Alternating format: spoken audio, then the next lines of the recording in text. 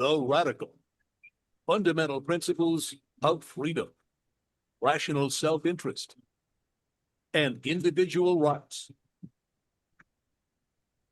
This is the Yaron Brook Show. All right, everybody. Welcome to Yaron Brook Show on this Monday, January 19th. Ooh, it stopped there in the middle. Music didn't go all the way through. All right.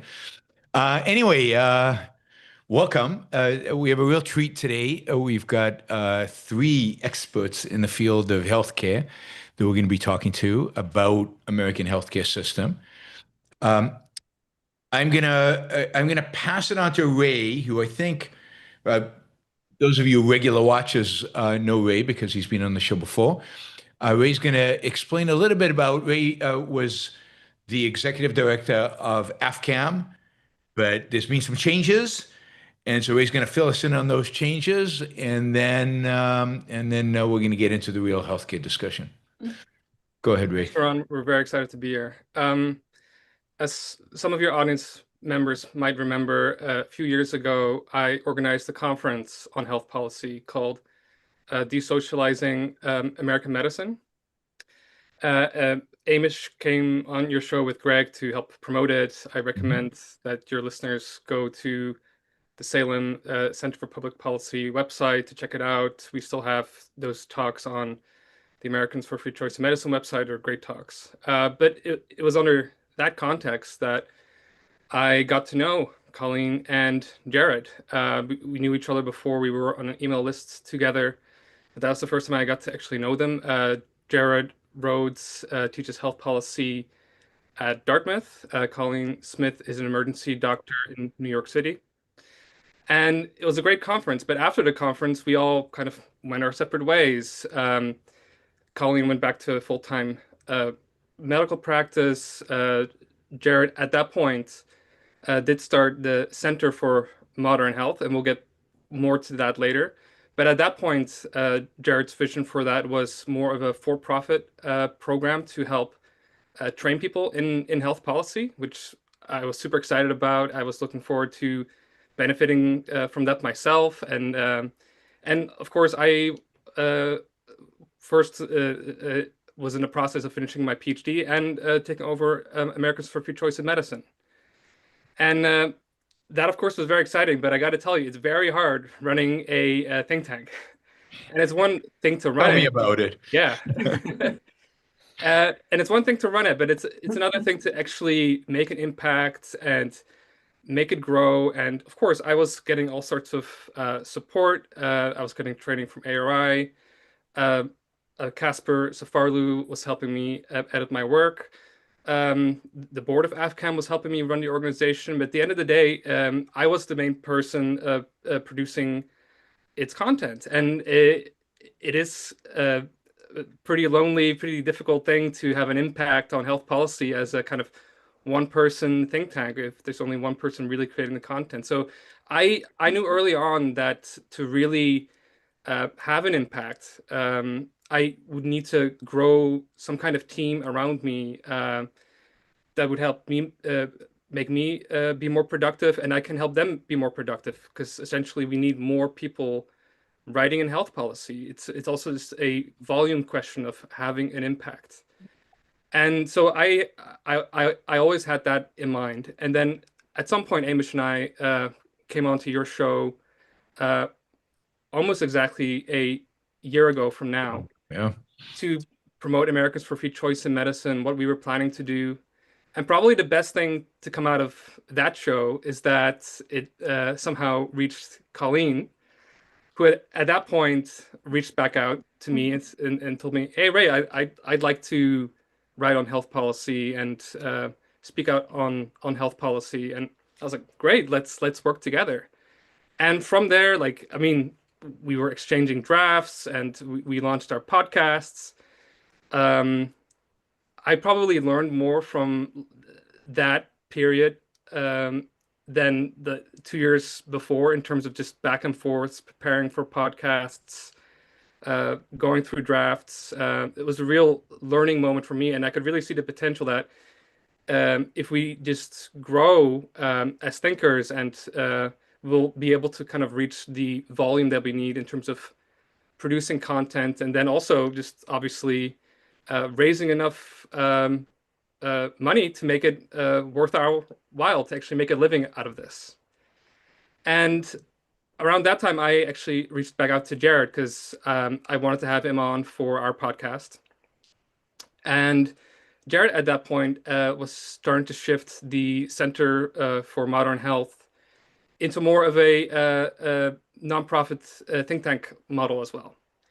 And so we had Jared on for a few episodes, and those were great. Like our viewership went way up. Still way too little from what our ambitions were, but it was a proof of concept that like we're a great team. And at some point, we just started asking ourselves, well, why have two separate think tanks? Like, why not just work together?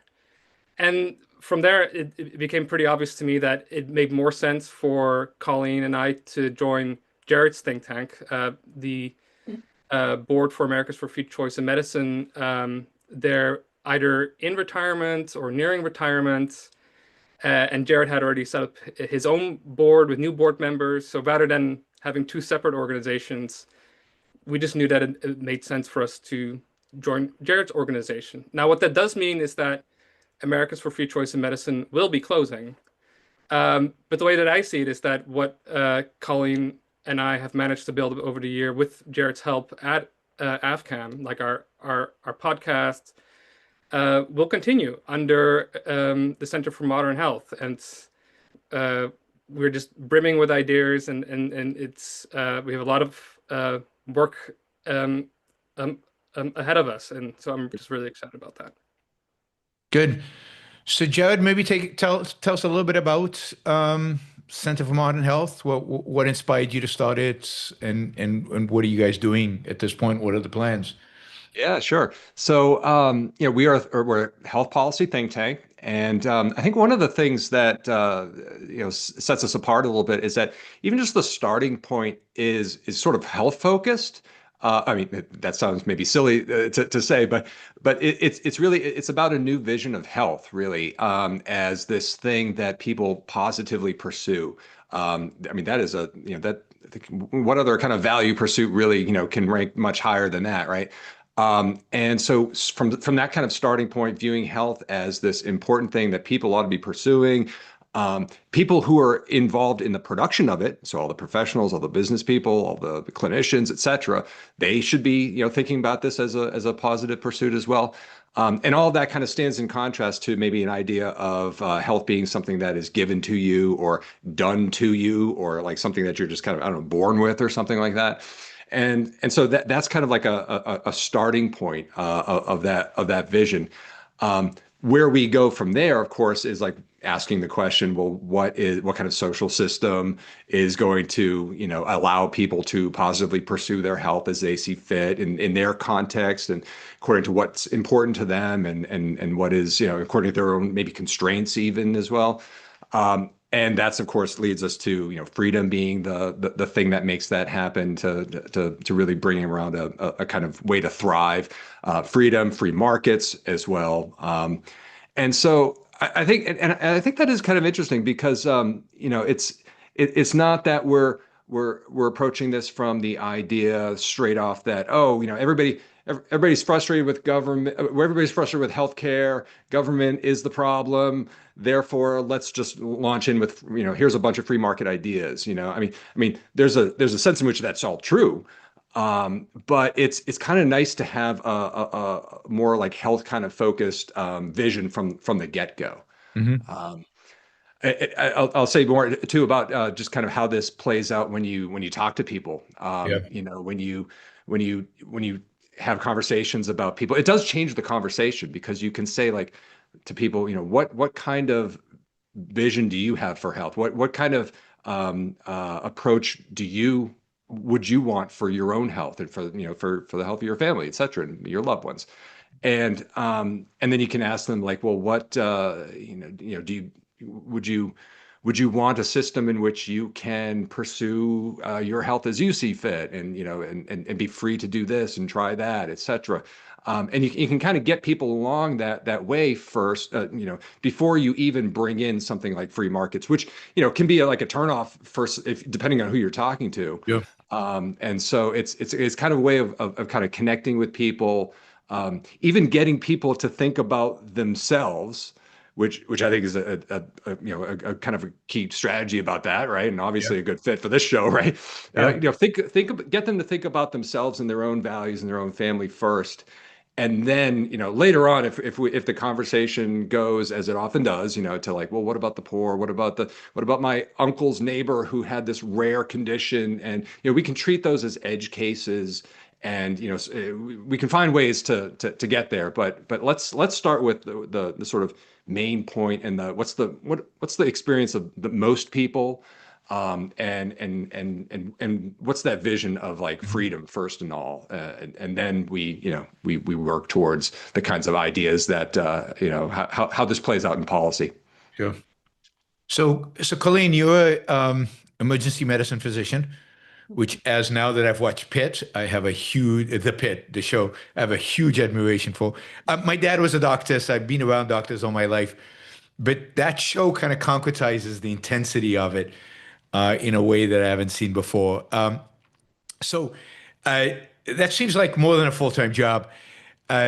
What made you decide to get involved in the policy side, and how do you see your role in kind of this new think tank, or this existing think tank, expanding think tank? Yeah, I mean, so I think if you start kind of with what Jared said, a lot of that comes from the perspective of the consumer or the patient, right? How do you want your healthcare to be? But but doctors also right now, and nurses and other healthcare providers, are in this place where we also, none of us are happy with the way that healthcare is being provided. We're not happy with our role in it. We're not happy with the way that we feel like we're quote unquote treated. We're not happy with our inability to have the freedom to create the kind of the kind of patient doctor experience that we would like to be having with the people that we take care of. And we're really not free to do it, to create that. And so, I think one major impetus for me to join Ray and Jared in this is that we also need to be talking about what does freedom look like on the consumer side as well. What does freedom look like to trade, to create new versions of healthcare, new versions of ways to pay for healthcare? And so that's one major reason why I'm involved in it. The other big reason, though, is I'm in New York City, which is pretty overwhelmingly liberal, kind of left-leaning liberal. And I have for years fought back against the assumption that everyone around me makes, all of my colleagues make, that everyone thinks we should just be single payer, like a single payer system, or everyone thinks we should just, pay for everything, or with just saying, yeah, I don't agree with that, or refusing to sign the petition. But I'm starting to realize, because I'm also a teacher, I have a lot of residents who I teach. I work at a couple of the hospitals I work at are mostly resident-run hospitals, and the residents are drawn to New York City because it's a place where medicine is difficult, and so they learn to be really good doctors, like the doctors on the Pit.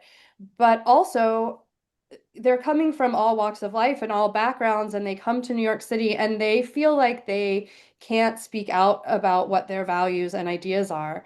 And so there's a sense in which I felt that I need to, for me, wrestle with many of these ideas and be better at saying what I think and why I think it and why I believe it and where it comes from. And also, as kind of a corollary of that, help make it acceptable for residents and learners and other doctors to feel that they can speak out and say, this is not the way that we want to just allow medicine to roll down the slippery slope into a single payer system. What's been the response from your students or from your colleagues to some of the things you published? So I haven't, gone all out and put it in everyone's face, but I have been found by some of them. I've started writing on Substack. Um, so it's been mixed. I've found that several of them have said, "Oh, I agree with this," and I've just been quiet about it. Maybe they don't agree all the way, but they at least agree a little bit. Mhm. A lot of them are sort of a little bit more libertarian, but there's some allyship there, so there's something to build on, I think. Um, and others have been surprised, but they've come at me with the sort of things that Jared mentioned before. Well, what do we do about the poor? What about all the immigrants in our city, because we're in New York City, which has a lot of immigrants? Yeah. What about emergencies? I've definitely had doctors say to me, "I can't believe that an emergency medicine doctor is against a single payer system. What are you going to do when somebody shows up in the emergency department having a heart attack? Are you going to stop and say, 'Pay me first?'" And I think this is sort of an edge case. I don't have the total answer to that. I think obviously I'm not going to stop and say, "Pay me first." But that also doesn't mean that we shouldn't have some sort of system set up where people expect to have to eventually pay that bill. Mhm. Um, Yeah, and I think hospitals have always had, in the days of private medicine, charity, funds to exactly cover these kind of emergencies. I think we suffer from a lack of creativity in a Yep. way because we have what we have and people struggle to imagine anything different.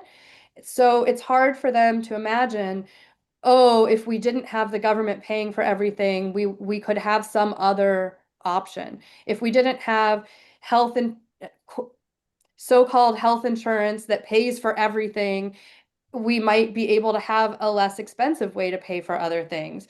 If we, it just, I think there's this kind of struggle to get past the idea that we could have mechanisms for paying for our healthcare that even I can't imagine Yep. now. And So Yaron, Jared, tell us a little. Oh, yeah, Ray, sorry, if you I wanted just to add may, to that? because I wanted to tie in what Yeah.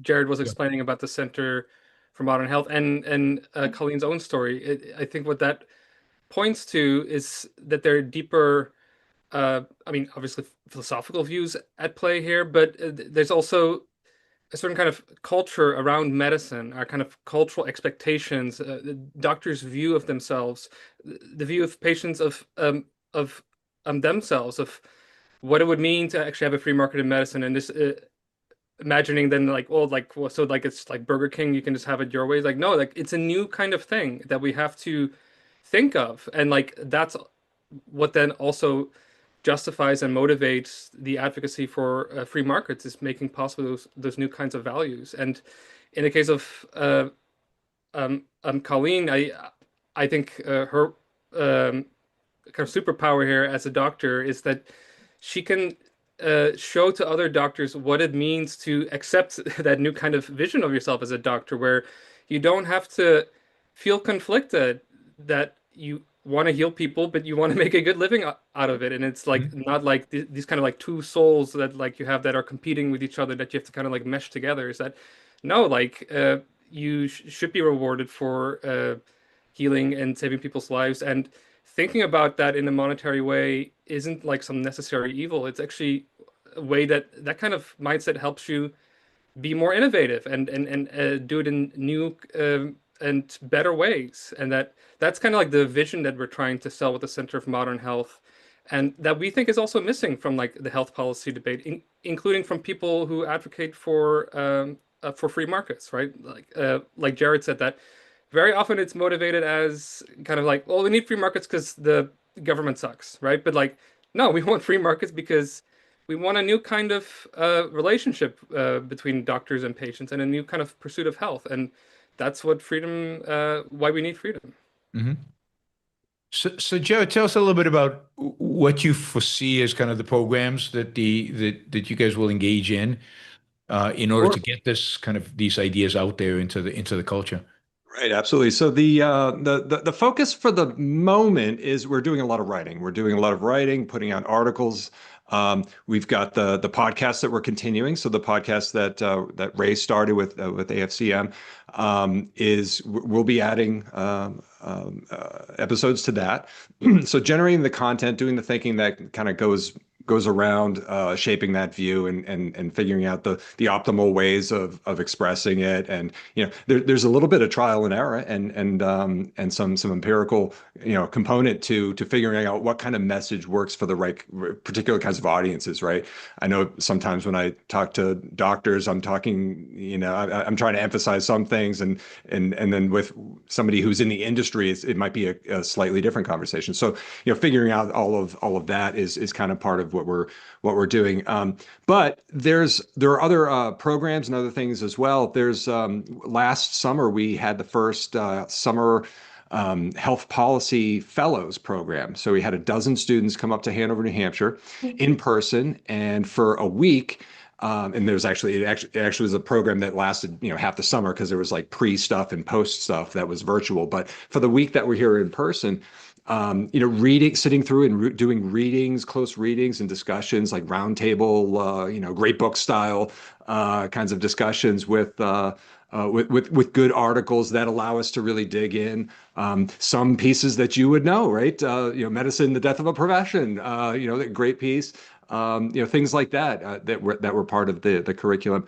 We'll be doing that with students again. I think that's really good. Several of the medical students.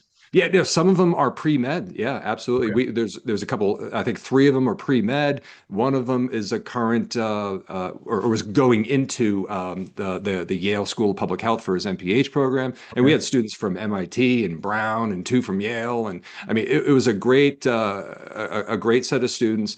And we had a component to that program. The sort of capstone experience of that program was for them to pick a topic, a health policy topic, delve into it, meet with me a bunch of times, and draft an op-ed basically, and work through that.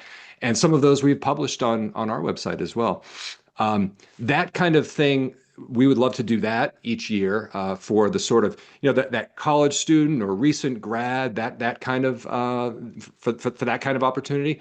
I could also see that very easily and profitably being duplicated for professionals, like actual working professionals in the medical field.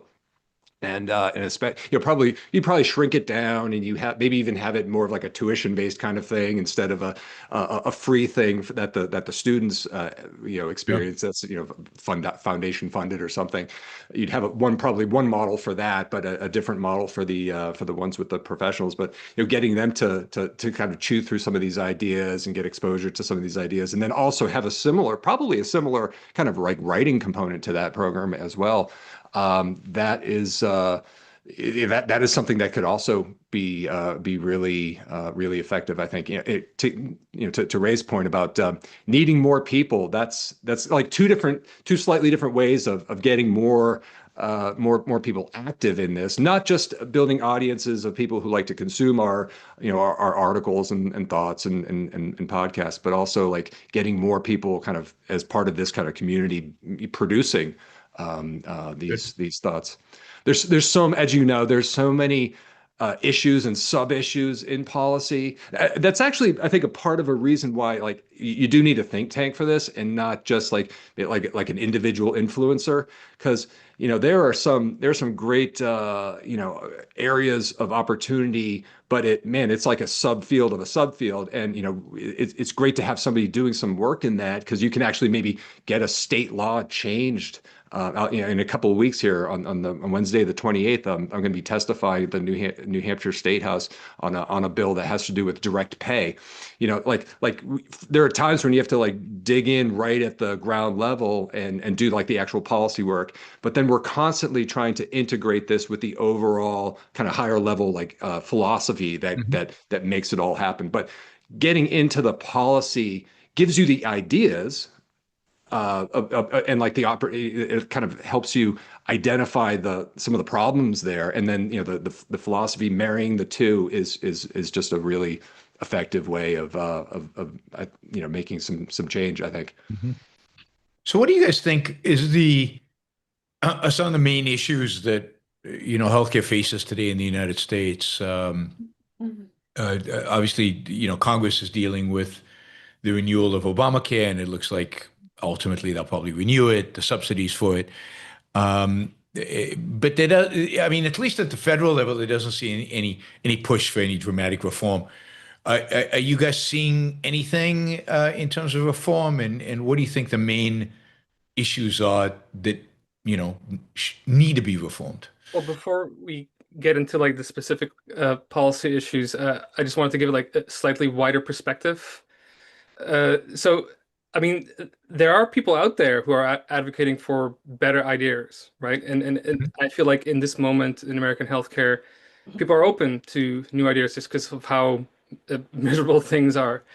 And the way that I see it, and the way that I think we all see it as a think tank, is that even the better people out there have a kind of incomplete or a way that they're advocating for their own ideas that are undermining, right? So they'll be arguing for like, oh, we need HSAs, we need this kind of reform, that kind of reform. Why? Well, because we want to take control away from corporations and give it to patients, right? But at the end of the day, the problem with our relationship with corporations isn't that they have the power and we don't.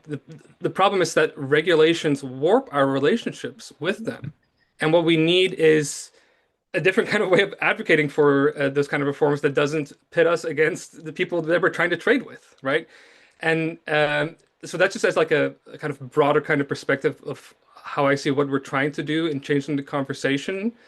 And yeah, like within that, there are a lot of new opportunities for particular reforms. And of course, right now, the biggest thing in the headlines are the ACA subsidies, whether to extend them and what to replace them with. But that's just the tip of the iceberg, and there's all sorts of other structural issues that need to be fixed. But definitely the ACA and Trump's great healthcare plan, so-called, is what's in the news now. Jared, Colleen, did you guys have any particular thoughts on that? Well, I mean, so Trump's great healthcare plan, which is in the news now, is an outline on the whitehouse.gov website, but it's not, there's no, as far as I can find, and I actually, in preparation for this show, went on the like House legislation website and tried to look and see, has anyone submitted any bill that could go along with this? Because you can see the bills, you can see the text of the bills that are going into the next Congress. And there is one bill that's been submitted to try to change the nature of health savings accounts a little bit. But to me, that seems like it's called the Freedom Fund bill or something. But to me, that seems separate from Trump's great healthcare plan. And there's nothing, no text of any actual legislation. All that exists so far is what Trump has put on his summary page, or the GOP has put on their summary page on the whitehouse.gov website. So it's a little bit hard to know what exactly he intends to do. However, he has said that instead of giving the subsidies directly to the health insurance companies that are in the marketplace, he will give people who would qualify for subsidies up to some certain level of sorry, I'm blanking on the Some income level. the federal poverty line. Poverty line, yeah. 700% of the federal poverty line based on your household size. He has said he will give the money that would have gone to the insurance companies to the people. How he will give the money to the people, it's not clear. How he will ensure that that money that's being given to the people goes to pay for healthcare, it's not clear. So it's a little bit hard to comment specifically on what he's going to do as far as that goes. Also, I do think that HSAs should be rolled out, that we should make them bigger. There should be more of them, but there are some issues with HSAs as well. I think HSAs, really, if you want to make HSAs like really work, everyone should be able to open an HSA, regardless of what type of health insurance plan they have. Because what we should really be doing is changing the culture to a culture where people think that it matters to save for their health. Mm-hmm. So maybe you have to give them some sort of tax incentive to open an HSA to begin with, but everyone should be able to open an HSA.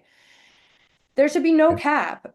People are going to not put all their money in an HSA. Now, I grant you that will probably result in some wealthier people using HSAs as a place to put tax-free money, because it's kind of this like triple whammy tax protecting thing where Mhm. you get to put money in pre-tax, you then can invest it. All the capital gains that you make on whatever you've invested is also tax-free. And then after you're 65, or for any healthcare expense, you can take the money out without paying taxes on it. So that's like pretty awesome. But man, wouldn't it be nice if lower income families also were able to benefit from that sort of thing? Also, I really think that if you let everyone have an HSA, they should be inheritable. And the reason is because, again, that will further encourage people to save and have accumulate generational wealth for their health care. And beyond that, it will encourage people to be more thoughtful about what they do with that money at the end of life, which is when you spend the most money on it. Yep. But, but I think no, even if you were to do all these things with HSAs, the real issue with HSAs is you still have the producer side of healthcare is still not free to create new ways for you to spend that money. Mhm.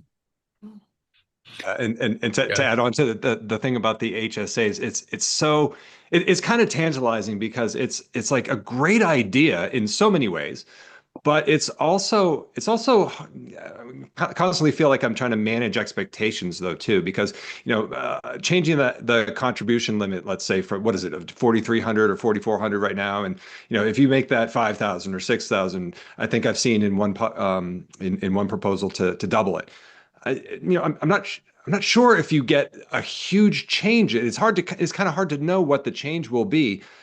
What we all hope would happen is that you usher in this new like consumer age of people spending, and then you get the effect of people posting their prices and like actually like advertising to consumers and having changing that relationship. Yep. But the thing, but so this may be like a consumer side fix in some sense, but fiscally in many senses, but it doesn't. It may or may not change that produce. What hospital is really going to kind of change the way they price things, right? So many hospitals are so used to accepting the kind of like rate setting, which rates are different than prices actually, because a rate that's set by Medicare, whether it's directly or like 4 steps down the line of some chain, and they sort of inherit and go off of that rate. That's not exactly an open market, just determined a price, and so. Anyway, this actually gets into some of the other components of the great health care plan or great health plan, whatever it's called. He talks about price transparency. Again, a great idea in some sense. Like the more we have prices, I mean the better things would work, except there's going to be a difference between a price that a provider or a hospital is forced to put on a website someplace. If they don't really want to do that, it probably won't be that helpful. In fact, we've seen some of the price transparency laws not really have that much an effect. For a while there, it's because they weren't even enforced. But where we have had price transparency laws, the kind of compliance with that, if they're not really into it, it doesn't really change the behavior. This is I'm kind And of there isn't just one price, right? I mean, because yeah. there's a price for Medicare, and there's a price for insurance, and there's a price for you cash. Yep. And which price do they put up online, and do they put all Absolutely. three? What exactly are they doing? They Yeah, it's actually very they hard. It's very confusing, very hard. It's not going to be clear the same way that like walking in and buying a gallon of milk is at your grocery store. They probably have Colleen, to put the price that they probably pick a price, because this is generally what they do now. That price that you see when you get your bill, you have a surgery and you get your bill and the bill says $100,000. And then it comes back and it says insurance adjustment. Now the bill is $10,000, and the insurance paid $80,000, or $8,000, and you owe $2,000, right? That's usually what happens. Well, that $100,000 comes from, they have to pick any price that's above the price that's above the rate, that the highest rate that they'll get from any insurance company that Mhm.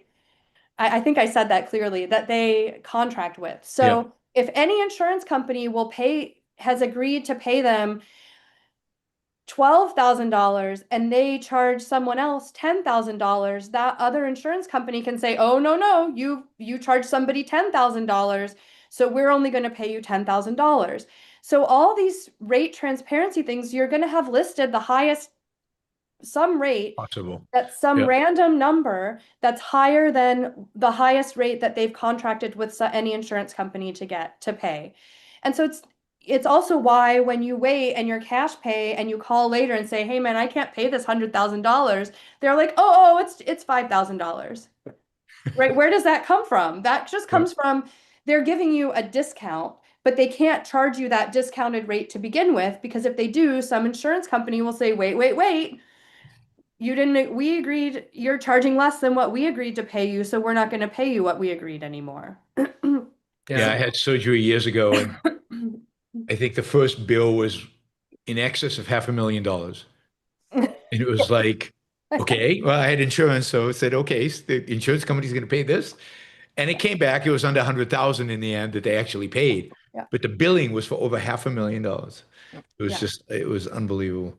and So, that yeah. moment there of being like people are petrified of getting a Oh, bill yeah. like that for something, right? And Yeah. like that changes your behavior, that changes your relationship to the kind of insurance that you may seek to buy. It sort of changes your behavior toward making the decision, should I self-insure? What really is a euphemism for going uninsured. Maybe there are times in your life when you're young and you're trying to do other things with your money, there might be some, if you're really healthy, there might be some moments where you say, "Oh, I should self-insure." But how many people are going to do that for a couple of years or something Yeah. like that, if there's always this possibility of this like kind of meaninglessly high price? It's because it wouldn't be so high if it was a true market price with competition happening, etc. But these like symbolically high, kind of arbitrarily high prices are And hard to these are the contend with. prices that are used to attack the system. I mean, I do a lot of talks in Europe, and the number one thing I get is, but you Americans, you are all going bankrupt as individuals because you get $1 million bills for your treatment. We get it all for free. And but I mean, the mythology that exists Mhm. about the American healthcare system is quite, it's interesting. So I've been hearing about HSAs for over 30, about 30 years, right? Since the mid 90s. When they were, I think, first introduced after, Sure, yeah, John Goodman, good, yeah, yeah, good stuff. John Yeah, Goodman. I love Yeah, his book Priceless. I taught yeah, it to the health policy fellows in the yeah. summer. It's And good that's when stuff. Yeah. AFCAM kind of came into being, is around the mid 90s after Clinton Care failed, Correct. Hillary's plan failed. And and I had an HSA. I have an HSA. They've been around forever. Why have they had really no impact? Jared, I Anybody think you wants wrote to like an take article on this, right? Well, yeah. So I wrote a sort of what's the right? I wouldn't, maybe not tongue in cheek is not the right word, but it was a little bit of a critique of like HSAs and FSAs, so flexible spending accounts. it? What I was trying to kind of the one sort of subtle point in there, and I tried to indicate in many places that look, I like HSAs. I've advocated for them in the past. I will continue to do that, but it's a little bit of a kind of like a hidden tyranny of this like it sort of reveals how dysfunctional of a system that we have, that it doesn't have more of a beneficial effect. And there's, I think it's sort of not unreasonable to have a little bit of resentment that we need this I don't know, this special account as like a tax shelter for something that should be kind of like a regular consumer thing that you buy, right? And like imagine having a special tax shelter to like, I don't know, buy a car or something, or a cell phone. Like, because somebody along the way has made made the argument that it's like really essential or something. Or your Anyway, groceries. groceries. Didn't the big beautiful bill include tax deductibility of car loans, of interest on car loans? Oh, I'm For not some- sure. I for only some read the people. medical portion. Yeah. Yeah. So Yeah. maybe the cars, maybe we'll get a car SA or something. Who knows? Yeah, I mean, I think at core, the reason it's been sort of, I don't know, a kind of a lackluster. Although, I mean, like it's great for you if you can Yep. use it as a savings vehicle, right? I Mhm. mean, like it actually is great for many reasons there, but it's kind of had a little bit of a lackluster effect because it doesn't really change the provider, hospital, the person that's setting the prices. They're not really responding to that because you're not really becoming a shopper with kind of that amount at your disposal, and things are still mostly paid for through insurance. Yeah, and I also think that the lack of success of HSAs to transform American healthcare is reflective of kind of a failed approach uh, to applying free market principles to healthcare in general, where you have a policy idea, but without the kind of cultural like force behind it, like let us shop or like let us like be sellers, right? It's just like this is a application of free market principles so that we can make the current system as it exists a little bit more efficient, right? But we don't want efficiency. We actually want to like control our own healthcare dollars and make our own decisions, and that requires so much more than HSAs and even like legalizing catastrophic health insurance. You need to essentially legalize innovation in the financing of healthcare. So That's what you need. so what structural change would be required to change that attitude, to get us on a kind of a path towards ultimately long-term a free market system? I mean, HSAs haven't really worked to move us in that direction.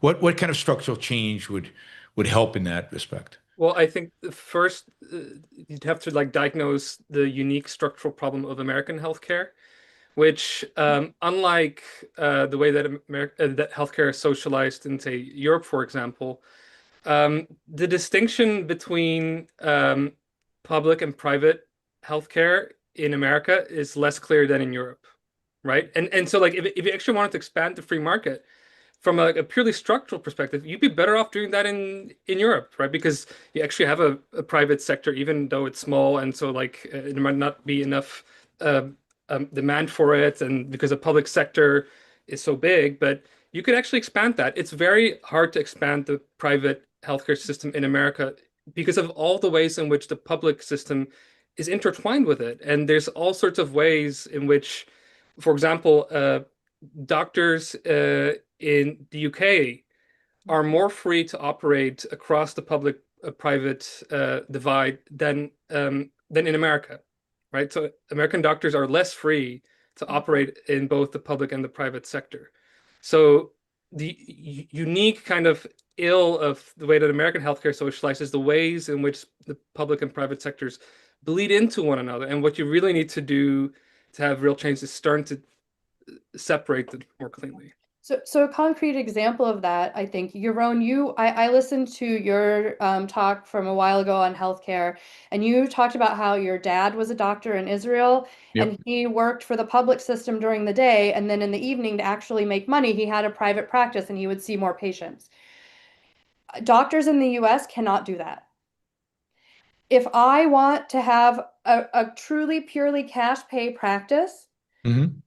I have to opt out of Medicare and Medicaid, which means I can't work in the hospital and see Medicare and Medicaid patients.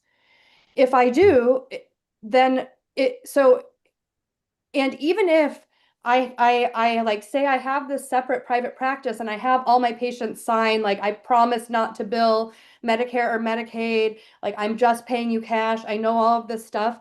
If there's ever a mistake, if say one of them just lies to me because they really want to see me and they know I won't be able to take care of them if they're on Medicare and Medicaid, as a doctor, I can be charged with Medicare and Medicaid fraud, be forced to pay tens of thousands of dollars in fines or face losing my license. So I wrote something about this on my Substack, and I know this actually because I just had one day thought, I wrote this on my Substack too. It's a true Yeah. story. Like I have gone to working part-time because the emergency department is like a hard place to work. But I had this thought, oh, I could just like for my building, I could take out an like a medical insurance policy for myself and be like urgent care for my building, right? How nice would it be, say you cut your hand on an avocado and you just have a doctor in your building who can just come sew your lack Yeah. up. And, I could charge $50 for that plus the price of materials. It's easy for me, easy for them. I make relationships in my building. It could be kind of cool. And I wouldn't need to even charge that much. But turns out I can't do that because of these weird regulations and also work shifts in the emergency department. And I'm just not willing to give that up. Yep. And so you have all these doctors who are now doing direct primary care, and which is different than concierge medicine, where they actually do usually still take Medicare and Medicaid. But the direct primary care doctors tend not to accept Medicare and Medicaid at all. And they have to go through this whole vetting process to make sure that none of their patients are Medicare or Medicaid patients and all of these things, because they really are putting themselves at risk, and they have to opt out of Medicare and Medicaid, which means none of them can work for like a week in the hospital seeing inpatient, admitted patients, or like do some urgent care shifts or whatever if they wanted to do a little more. So it really constrains doctors who might like have a little side business, see some private patients on the side, do something different or unique. You either have to be in or out.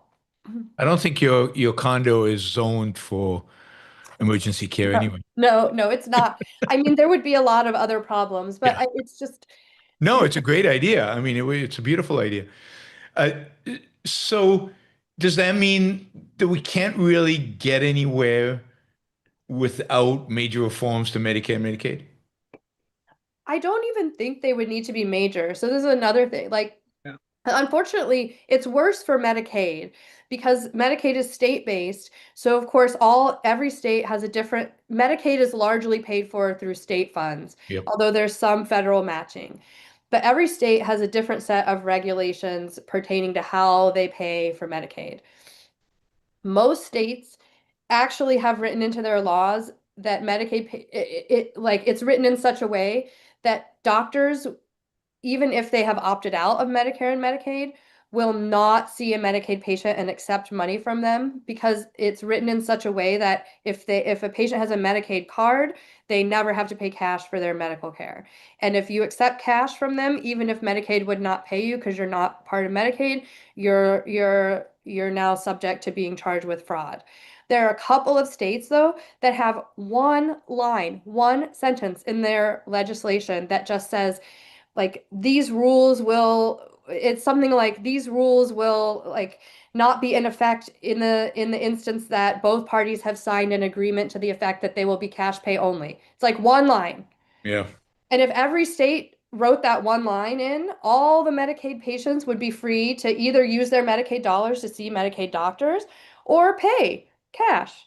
It would fix it. But most states, I think it's like 2 or 3 states have that, and the rest, either it's either expressly written that it's illegal, or it's so vague that no doctor would risk it.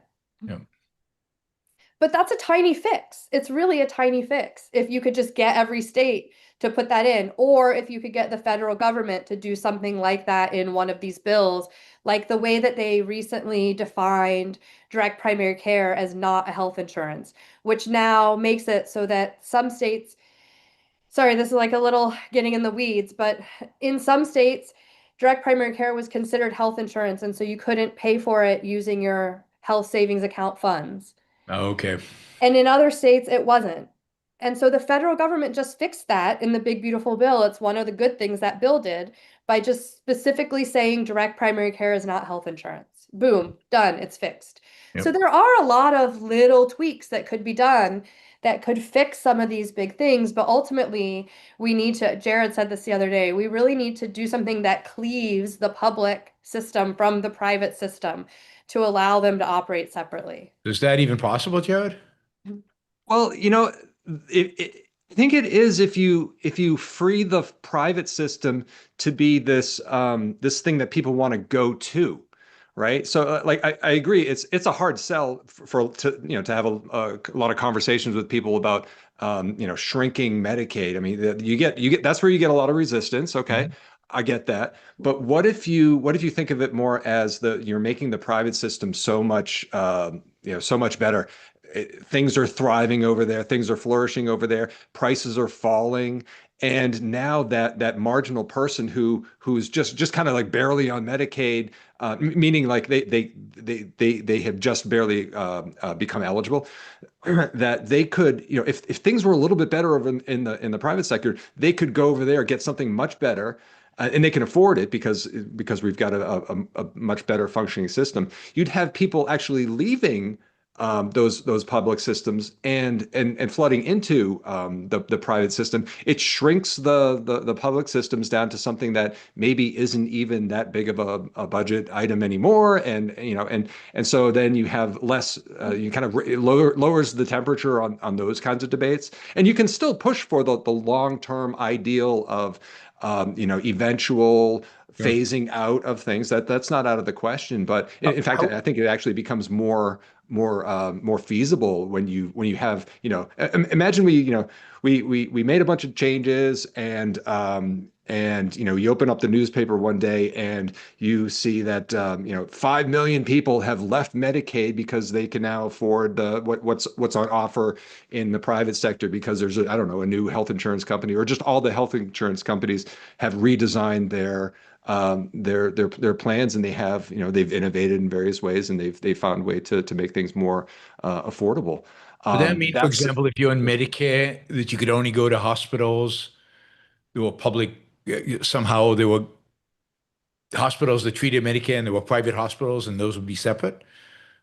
Well, I mean, that could be part of it. I don't know. I mean, That's how it is now. If you're on Yeah. Medicare, you can't go to a private hospital. You can only go to hospitals. If you're on, I'm sorry, Medicaid, sorry. No, I'm Medicaid. talking about Sorry, Medicare. Because Medicare. Yeah, one, sorry, because sorry, I'm going on Medicare next year, and so I'm interested. And B, I'm getting to that age. And B, because, that's where the dollars are, right? Medicare is where, end of life, it's the last 30 years of your life or whatever. It's where all the spending happens. It seems that's the really 800-pound gorilla in the room, is more than anything. Mhm. Yeah. And we're eager to take that on. Yeah, but that's where we've got to, be thinking through these things, integrating the philosophy plus the on the ground, policy, evidence and everything out there, and figuring out ways to make that better. Yeah. I mean, at some point, when Republicans had balls, I mean, they suggested something like a voucher system for Medicare, That's right. Yeah.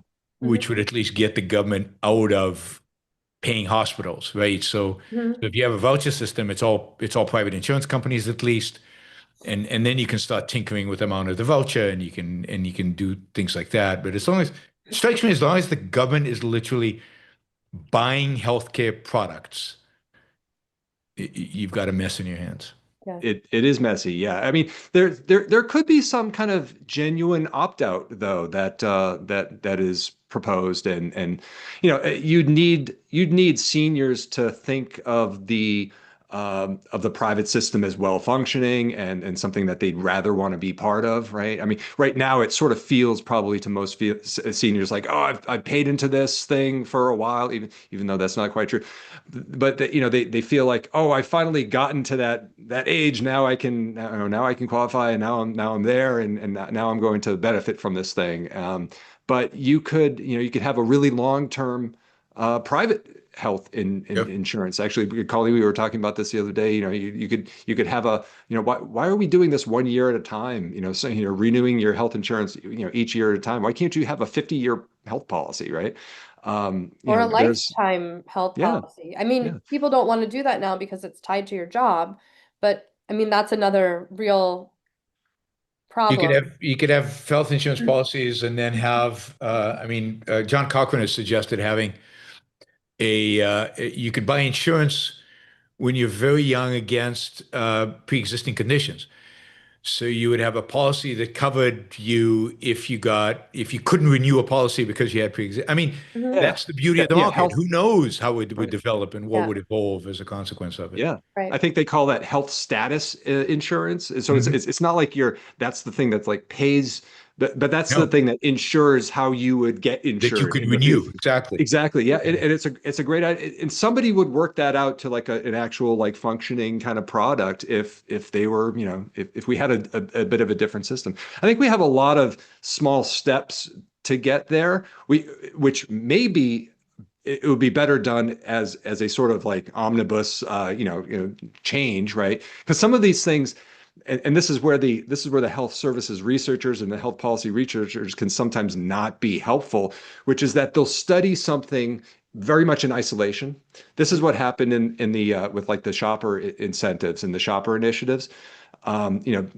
Employers and even some state kind of like state governments experimented with these ideas of like letting their employees shop around for like a cheaper MRI, right? And like, well, if you do that, if you find a cheaper MRI that's just as good, we'll let you share some of the savings, right? And keep some of the savings for yourself, because after all, you were the one who made made the effort there, and you made the judicious decision to do that. Well, there are people that will study that very academically, and they'll just look at that one program, and maybe the effects of it are relatively modest, and then it looks like some sort of failure or something, but it's really just it's a sort of a lack of appreciation that if you were to really adopt that, other things would also change. And these kind of like second order effects, so the modest performance of that in its test, status doesn't really give you a good sense of how it would or might perform if it was adopted more broadly. I've called that the ceteris paribus fallacy. Like, because you're like, usually ceteris paribus is a good thing. You isolate one thing, keep everything else the same, and then you can see what the effect is on that thing. But it actually, in this case, it sort of hurts you because you're not allowing other things to react the way they would. Exactly. And there are other benefits that would redound to that. But as So, for reforming yeah, wait. Medicare, I mean, to the extent that older people expect this entitlement as it is being sold to them, and if what is required is a kind of cultural change where you think like, hey, I have a good relationship with my health insurer, right? Like, I don't want to lose that when I turn 65, right? Well, maybe older people just don't have that now, or like not enough of them, and so the pessimistic version of this is that we might just have to wait until we're further down a generation where you do have people who are getting older who think that I don't want to get Medicare, right? I don't want to get stuck in that. That's the pessimistic version, but I'm open to being convinced that we can convince old people to not want their Medicare.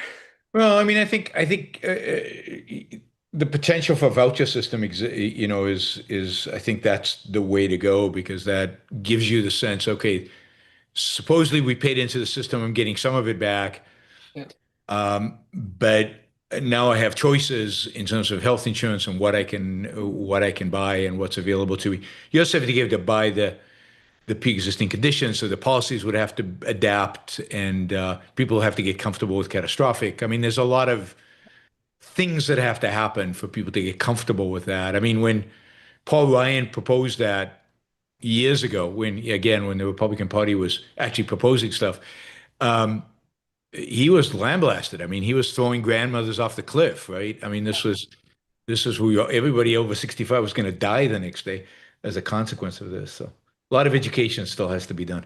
And that's why I think if we really could roll out HSAs to everyone and give time for people to begin to accumulate that type of money. I mean, if you could really if you could really save for your entire life, and then Yep. you look at and say it like, okay, I could have this voucher system, I could stay on my healthcare plan, plus I have this nest egg of savings that I can use for myself or use a portion of it and then when I die, give it to my children. I mean, to me, that just seems like it would be such a better situation, even if eventually HSAs were rolled out because people should just save for their health care. I think there needs to be some intermediate steps to really convincing people that to really like making that cultural change. And what's right now, how bad is Medicaid as compared to private insurance? From a consumer perspective, I mean, I know the costs are ridiculous, but from a consumer perspective. I actually right now, if you can find a doctor, it's not that bad. So in big cities, for example, it's not that bad because New York City has like tons of hospitals. Yep. There's a pretty good wait for a lot of things. Um, but really my sense is from my patients here that it's not that bad. Where it is bad, and I have, so I have, friends and colleagues that work in more rural areas. And in more rural areas, especially with some of the changes that have gone through with this big beautiful bill, but it's kind of been happening for years now. It's not just the big beautiful bill. Um, centers, health centers that have traditionally accepted Medicaid have been closing down because if they're not affiliated with the hospital, they don't make a lot of the extra fees that Yeah. hospitals are able to pull in from Medicaid. They don't get the payments for education because hospitals get paid by Medicaid in part for their residents that they train, things like that. So it's basically impossible if all of your patients are Medicare and Medicaid and you're not affiliated with the hospital system to remain solvent. So in a lot of rural areas and even kind of suburban areas that are just kind of far away from major hospitals, these clinics that have seen Medicare and Medicaid patients have been shutting down. And so what that means is the Medicaid patients have to drive 2 or 3 hours to the city where the hospital is to see a doctor.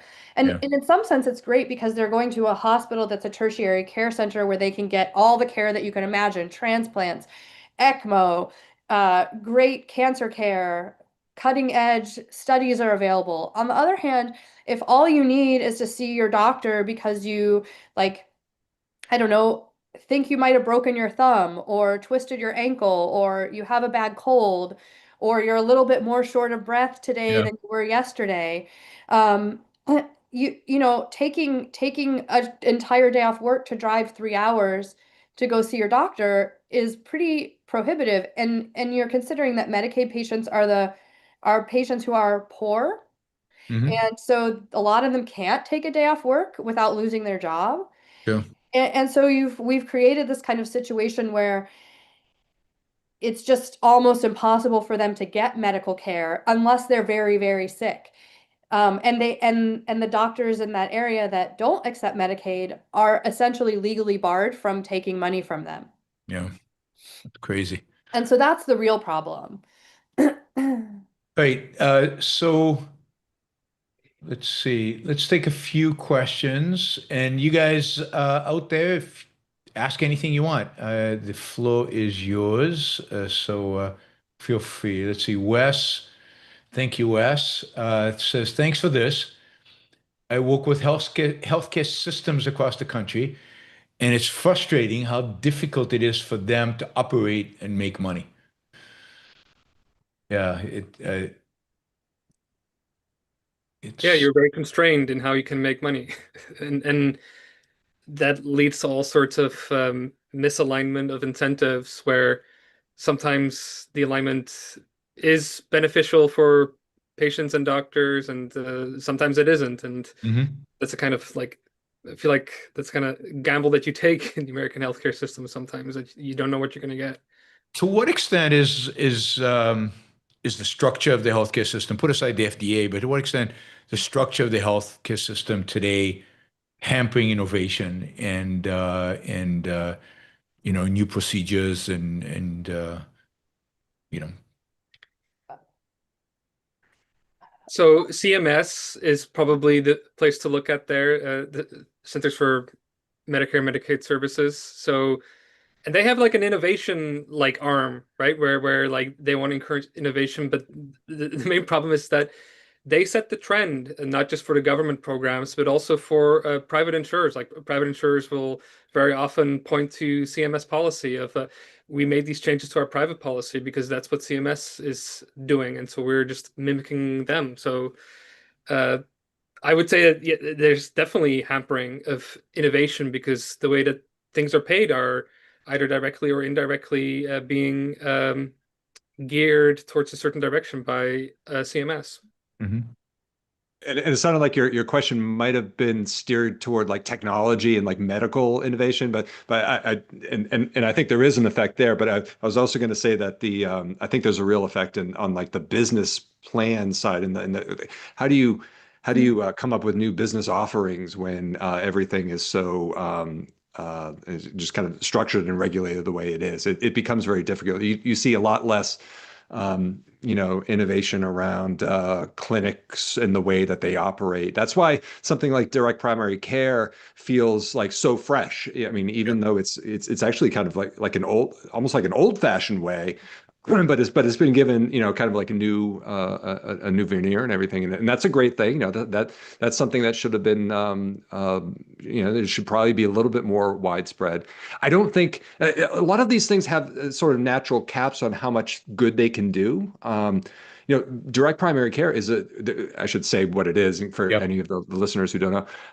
It's basically a subscription model. You can think of it if you know what concierge care is for like really wealthy people and superstars and Hollywood actors and that sort of thing, where you have like a doctor almost like on call for you.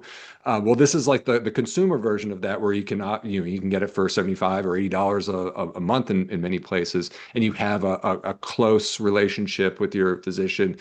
A lot of times it is actually they're not allowed to say now that it's unlimited visits. They used to be able to say that, but that runs afoul of the insurance regulations to allow unlimited visits like that, because it's like, well, in theory they can't be seen unlimited. Well, anyway, that's the kind of thing where there's a little bit of an innovation there, but we would see more of that on like the business model side, and I think that's almost as big a story. And then like are we missing out on like a biotech? Because the biotech folks, and they're, to the extent that they're like venture capital funded and stuff, like they're doing okay. I mean, I'm sure there are effects there, but I think there's almost a bigger effect on the business models and the business plans that we see out there. But I do Yeah, think Colleen. there will ultimately be an effect on those things. And we were talking about this a little bit before, and I attended a progress conference in Berkeley, and there were people there doing all of this amazing cutting edge research on sort of individualized healthcare and longevity and how to test drug molecules in ways that are really innovative and new. And they are going to, I think, eventually run up against regulations that make it hard for them to really push the limits of some of this technology that is so innovative. Mhm. Innovative, I don't know how you say that word. But and so I do think there's some degree to which the way that the regulations are structured now, and some of the things that Trump is doing, where like this most favored drug nation uh, It's insane. Yeah. pharmaceutical Yeah. company sort of thing that he's doing, these things are going to have long-term outcomes and impact on our ability to innovate in the scientific realm as well. Um, and so I think that's kind of one of the things that we are focusing on, is that, and part of why we're called Center for Modern Health, is we're trying to really think about what is modern health and how can we have a healthcare system that supports all of these amazing innovations, and um, both in terms of drugs and devices, but also AI that we're looking at coming right down the pipeline, things we can't even imagine. And we're still stuck in this system that, like, treading water in this system from the 1980s that isn't serving us. It seems one area in which this has to have an effect is like on preventive health, right? So, there's all these companies out there that do these screenings. I'm subscribed to one and have promoted one of them, where you go in for a day and they screen you for everything. And I know some doctors somehow find this offensive, but I love it. And It's a little offensive. if I had a listener to the show, right? I mean, it's a true story. Had a listener to the show, subscribed to this, right? And he went in and got the MRI, the full body MRI, and they found something in his lungs. Not a smoker, no symptoms, nothing. It looked suspicious enough that they investigated. It was cancer, and they got it out, and he's fine. And that wouldn't have happened if he'd waited until he got symptoms. I mean, it can be life or death catching these things early. So I'm a fan. Anyway, but it doesn't work in the existing healthcare model, right? And you have to make some money to afford it. It's expensive. And Yeah, there's on the preventive health side, there's this sort of lack of incentive for people to invest in that. Meaning the businesses like in your insurance company or your employer. Let's say you get your insurance through your employer. In fact, there's a famous article a while ago. I think the title of it was something like, "You'll be gone and we'll be gone," or something like that. Meaning by the time this pays off, this business might not be around, and you're going to be working for someone else. And so, people don't stay at their employer for decades and decades anymore, right? And so there is a bit of a misaligned incentive, something that I think could be corrected to some extent with what we were talking about earlier about having a more long-term outlook on your the kind of coverage that you buy. I also have I feel obligated to jump in. I learned epidemiology and biostatistics from Gil Welch. I don't know if maybe that name will ring some bells in with the audience. Yeah. He's the author of Overdiagnosis. And so I kind of see both sides, and I think it's a very interesting debate. You don't want to be just like catching incidentalomas that don't lead to anything, and then like overtreating. But at the same time, these are really promising screening techniques. I mean, maybe the best thing to do. I've thought about doing this for myself, although I can't afford it. Is to like get that scan, but not look at it, or at least make a promise to yourself not to take like heroic action until you do like experience the symptom. Because it would be handy to know, like, let's say 3 years later you do get some symptoms, you get the targeted imaging of that. Yeah. It would be nice to know, well, has this thing changed in size, this tumor or whatever you're looking at? Has it changed since 3 years ago? And if you can look back in time, kind of gives, the original scan gives you a way of looking back in time so that you can know whether it's progressed or not.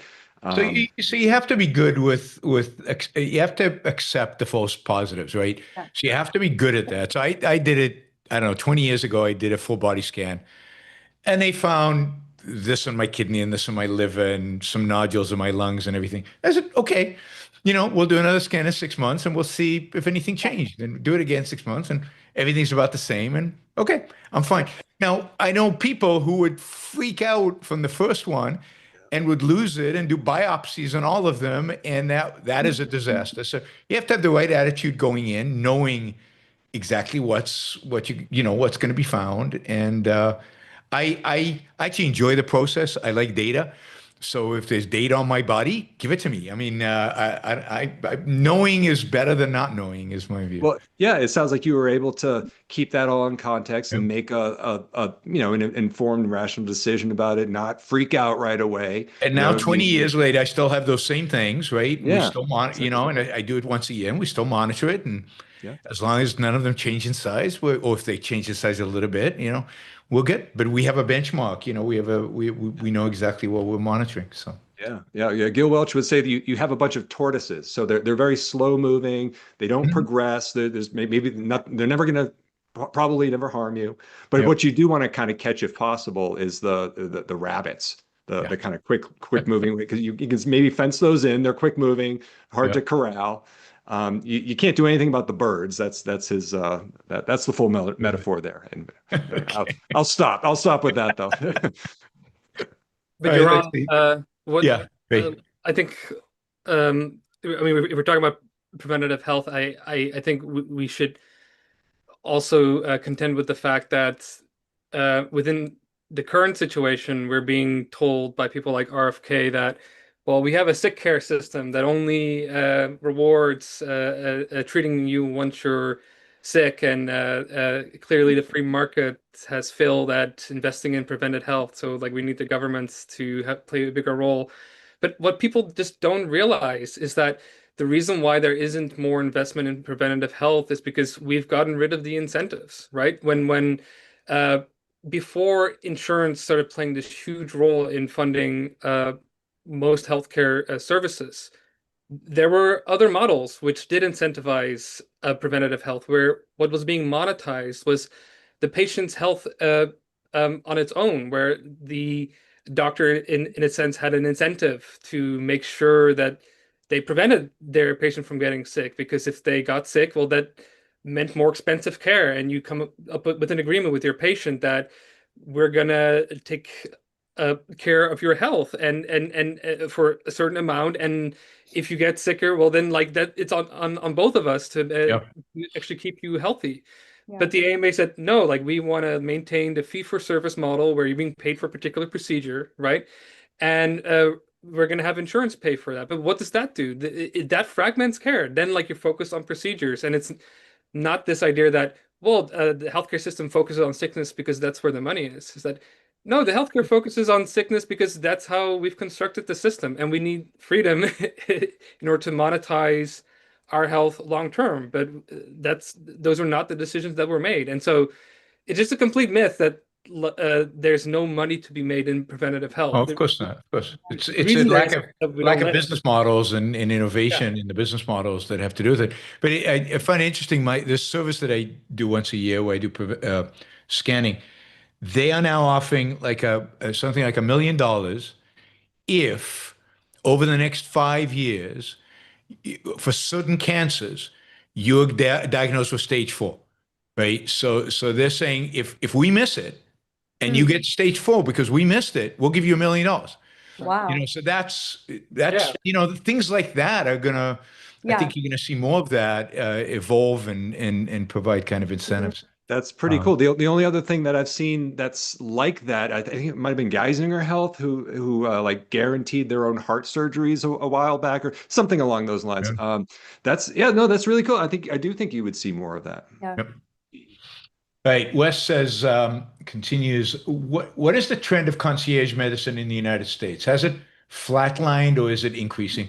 And here I think, I mean, you characterize concierge medicine, Jared, as the superstar one. I mean, I had a concierge doctor in Orange County in California, paid $2,000 a year, I think. Mhm. And it just increased access and no wait, no waits and things like that. So I think in parts of the country it's quite available and accessible, but I don't know what the status is today. Colleen? Well, so the concierge medicine and direct primary care are slightly different. Concierge doctors tend to accept a variety of insurances. Usually they'll accept Medicare, as well as a couple of the bigger private, quote unquote, private insurances.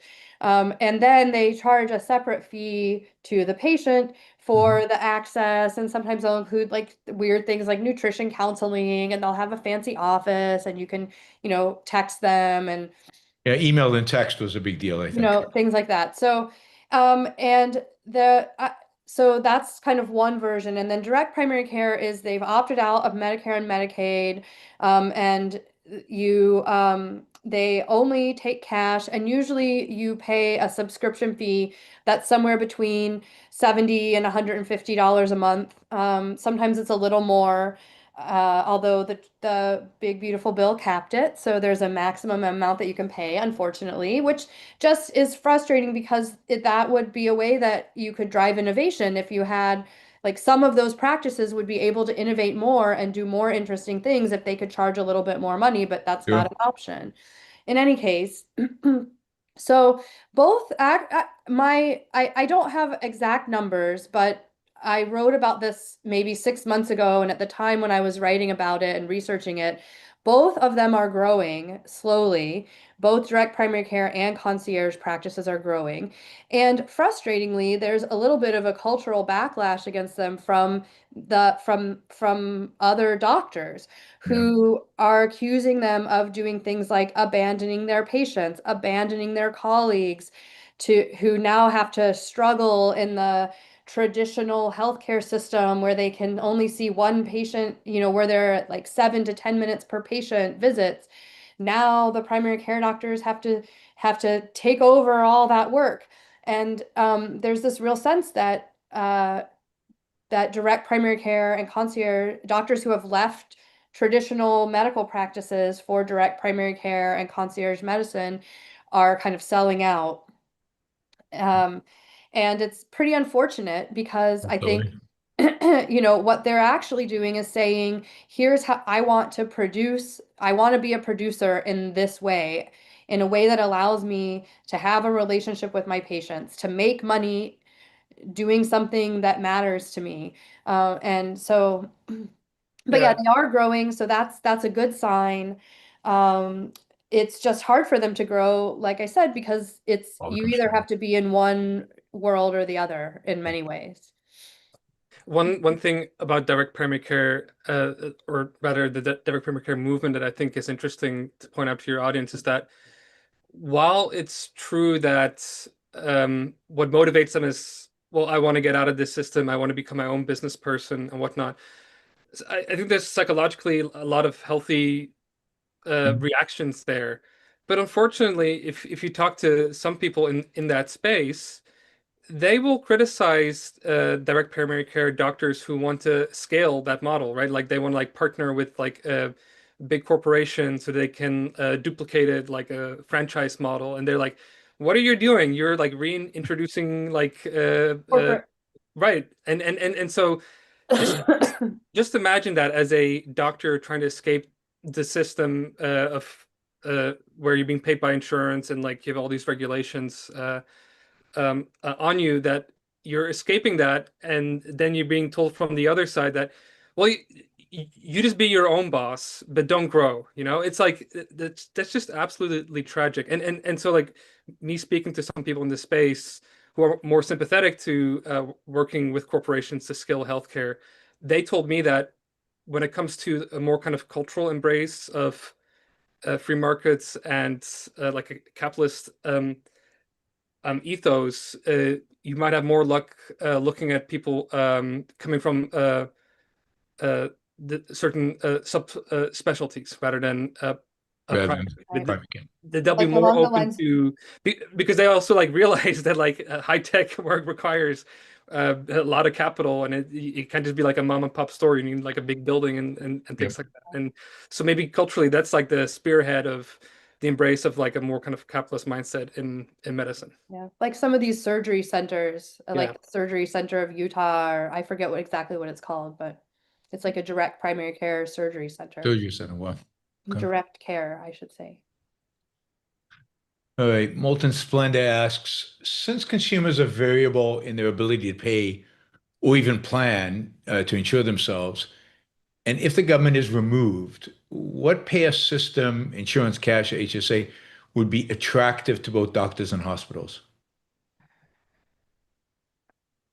I mean, I think any of the above, as long as you got paid, right? I think if the government were removed, and please, this is sort of a hypothetical exercise in kind of being creative, so please jump in and help me, guys. But, um, you know, first of all, we would, I think, over a pretty short time, begin to see that actual prices would come down because they would have to meet levels that most people could pay for most medical care. I think there are some things that are kind of weird and really like organ transplants and major cardiac surgery, some that might be slightly different. But I think for most things, overall prices would come down. So people would be able to afford more. But ultimately, I think just like if you think about cell phones, your cell phone plan company has a million ways you can pay for your cell phone. You can sign up for another 5-year plan and then you get a discount on your cell phone. You can just buy a cell phone outright and then buy your cell phone your cell service plan. You can buy a used cell phone. You can buy a cheap cell phone from China. You can buy a really fancy brand new expensive iPhone. I think you would have some kind of variety in what you could buy, some kind of variety in kind of like the bells and whistles that, so maybe if you're in the hospital you could buy the like private bed with the personal chef and whatever, or you could just be in the big ward with 10 other beds and like makeshift walls that go between you. So you would begin to see all of this variety, and so it would be more possible for people who can't afford to pay as much to pay. You'd have real health insurance that would be what you paid for, what you contracted to have them pay, and so as a consumer, you could know what to expect. And ultimately, hospitals and doctors wouldn't care how you paid them. It would just be a matter of whether you paid or not. And they probably would also, as they do now, have systems in place for you to set up payment plans. Mhm. Yep. Mhm. You guys want to add anything?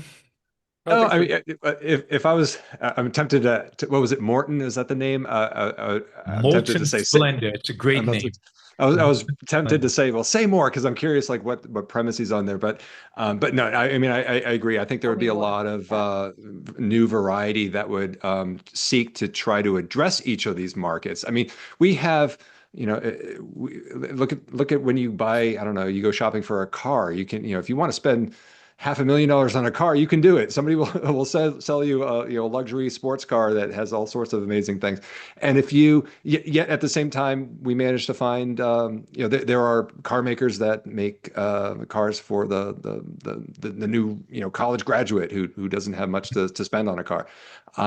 There's the one other thing that I would add that is that I think there would be definitely a new relationship with insurance, and you can really, if you're allowed to really go with like a catastrophic plan and weed out some of the things that you probably don't need coverage for. I mean, I know it's probably it raises a lot of eyebrows to say that we're overinsured, but we kind of are in many ways, and the key thing to kind of appreciate there is that if you can whittle down what you're insured for, that's money back in your pocket because the premium goes way down. Once you're not paying for absolutely everything and all sorts of things that you don't need.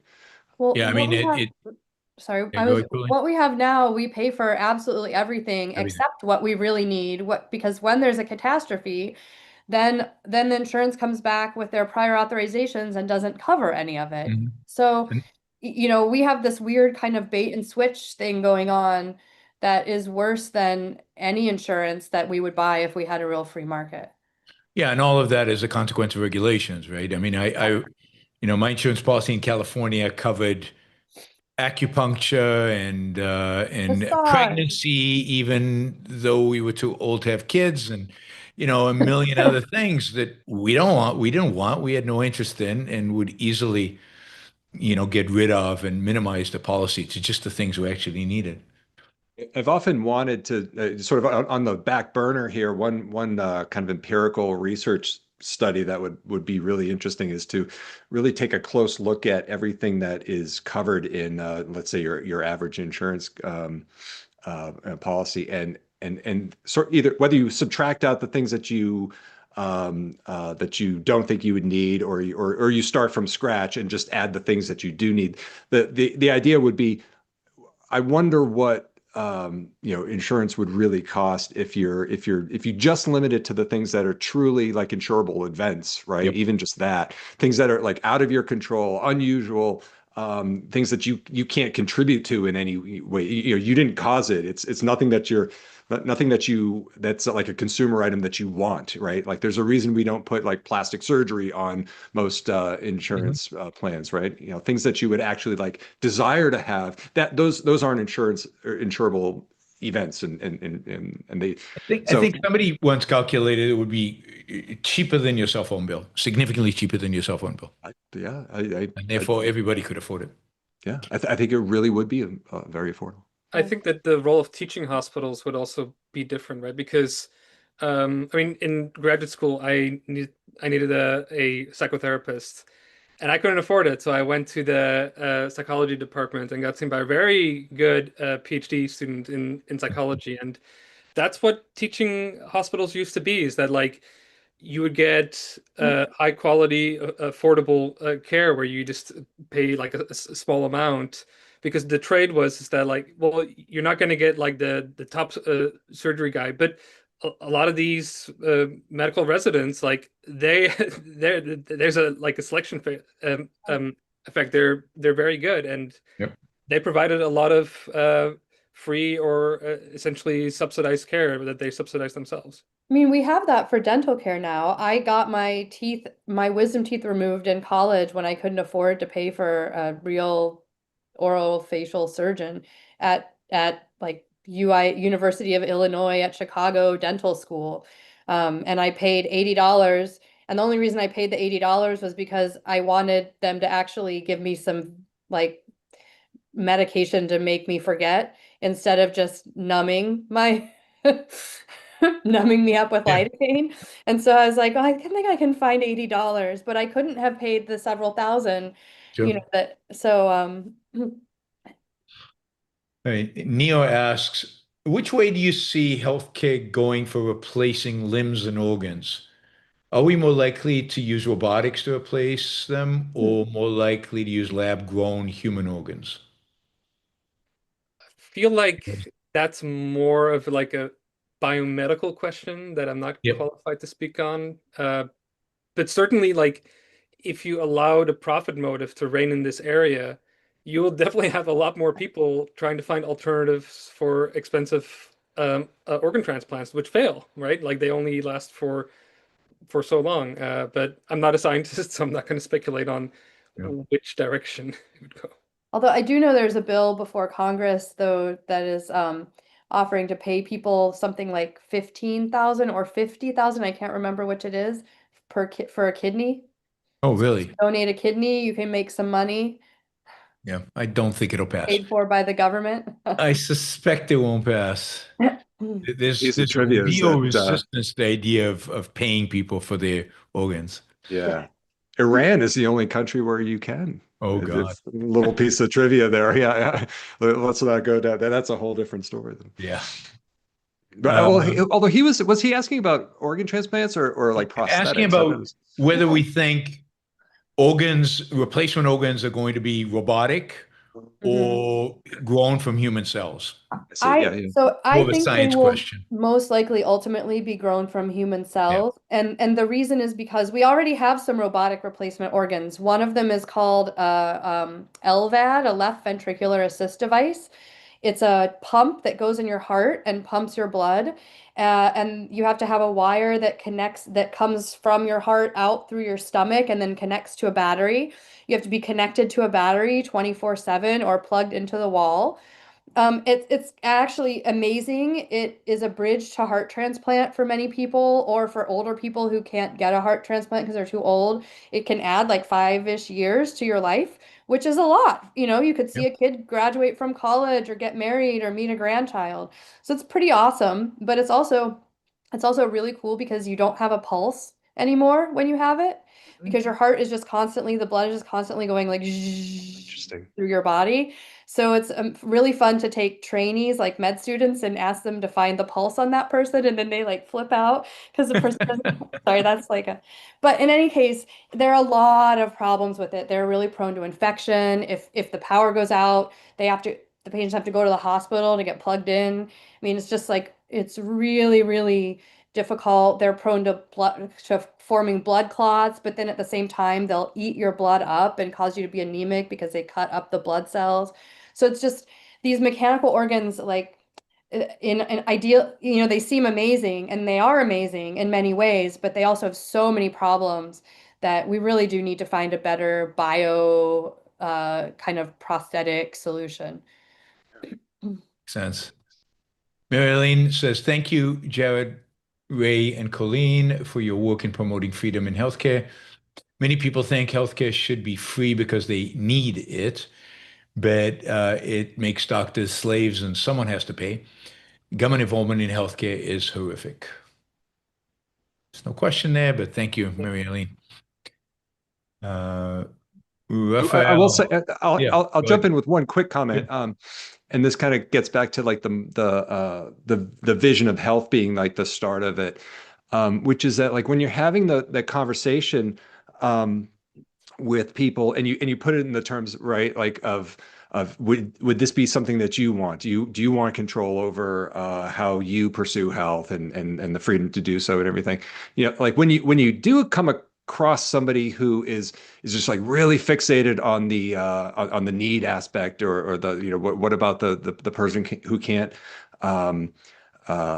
get that? If you at least get them to kind of agree to the core idea that the freedom is something that they would want for themselves, they're usually less they're less willing to stand in the way of other people that are trying to pursue health as they see fit. And so it just kind of changes. That's not some sort of like knockdown argument or something, but that it kind of changes the whole perspective of that conversation. And then it leads to a different conversation about like needs and so forth. Yep. So. Right. Rafael says, I see doctors practice medicine with clinical guidelines and an if then that approach. Do you think this undermines progress as it discourages understanding of underlying biological mechanisms? Colleen, that's you, I think. Yeah. Not clinical. So I think I think it's the answer to that is a little bit more nuanced than yes, no. Unfortunately, I think it can. I think checklist medicine can result in doctors looking at a checklist and making decisions based on the checklist. And I think, you know, there are cases where that's a good thing because it provides you kind of a mental model. So, you know, you can hold only so many things in your head at one time. And if you know, it's like 3 plus or minus 2 or 5 plus or minus 2. And so to fall back on checklists and mnemonics and things like that in order to try to, you know, especially in emergencies or in situations that maybe you're not super familiar with, like those things are good to have. And I think kind of clinical guidelines are meant to sort of fit in that place. But it is very much the case that clinical guidelines are often based on evidence that isn't so strong. And usually those guidelines will say, you know, this is, you know, if a like say the American Heart Association comes out with guidelines on how to treat cholesterol. They'll give a lot of recommendations and it'll say this is based on level A evidence, meaning like we've got really great studies and years of research, or this is based on level D evidence.